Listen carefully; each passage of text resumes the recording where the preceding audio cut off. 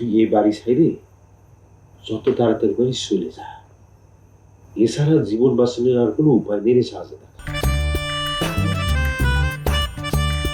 এখন তোমার শরীরের কি খবর আব্বু? আর শরীর, আমার আর ভালো লাগার কোনো উপাদান অবশিষ্ট নেই। এখনো তোমার শরীর ঠিকই মনে হচ্ছে আব্বু। এত ভাঙিয়ে পড়ে না তো তুমি, মনের মধ্যে জ্বর রাখো।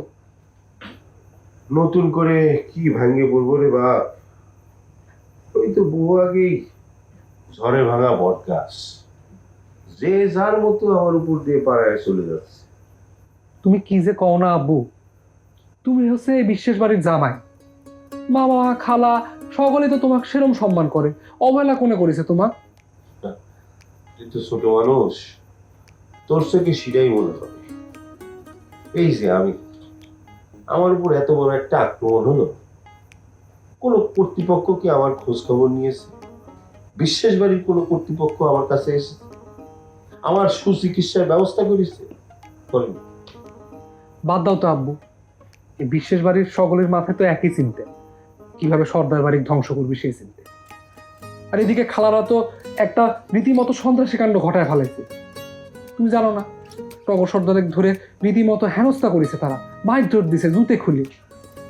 যা ইচ্ছে করুক, এইসব কথা আমি আর শুনবার চাই না, দেখতে পারছি।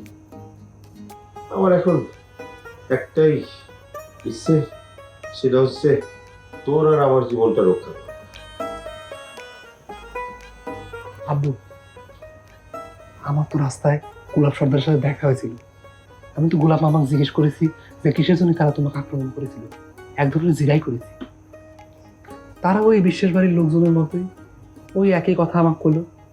ওই বিশ্বাস বাড়ির ভাত যারা যারা খাইছে তারা সবাই বলে হিট লিস্টের মধ্যে পড়ে গেছে। সেজন্যই তো করছি, তুই এই বাড়ি ছেড়ে যত তাড়াতাড়ি পারিস চলে যা। এছাড়া জীবন বাঁচানোর আর কোনো উপায় নেই রে শাহজাদা। এটা তো কোনো উপায় হতে পারে না আব্বু। মাথা ব্যথা করলে কি মাথা কাইটে ফেলান লাগে? আমি তুমাক ছাড়া আম্মুক ছাড়া কেবা করে থাকবো? আর আমি যেখানে চলে যাব সেখানে গিয়ে আমি ভালো থাকতে পারবো, এটা কোনো গ্যারান্টি আছে?